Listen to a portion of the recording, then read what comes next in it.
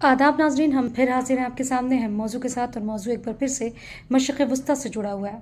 Israel Hamas में जंगबंदी हो चुकी है और 6 दौर की ये जंगबंदी अभी चल रही है। लेकिन इस बीच हमास ने यरगमालियों को छोड़ने की जो अब तजवीज़ है उसको मौखर कर दिया है। और इस पर अमेरिकी सदर डोनाल्ड ट्रंप बरहम हो गए हैं और बरहम होकर उन्होंने सहाफ़ियों से गुफ्तगू करते हुए हमास को धमकी दे दी है कि अगर शनिचर यानी कि हफ्ते के रोज़ तक सभी यरगमालियों को रिहा न किया हमास ने, तो जंगबंदी के ख़ात्मे का वो ऐलान कर देंगे और फिर जो होगा सो होगा।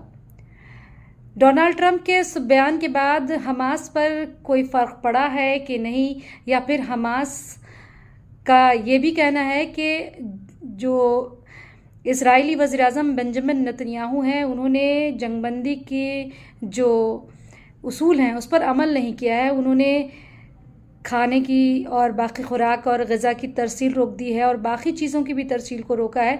इस वजह से हमास ने ये फ़ैसला लिया है।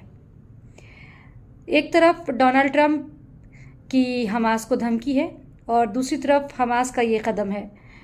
आपको क्या लगता है कि मशरिक़ वस्ता में एक बार फिर से जंग के आसार नमूदार होंगे और एक बार फिर से इजराइल और हमास में शदीद जंग हमें देखने को मिलेगी, या फिर जंगबंदी के मुआहदे पर अमल दरामद जारी रहेगा?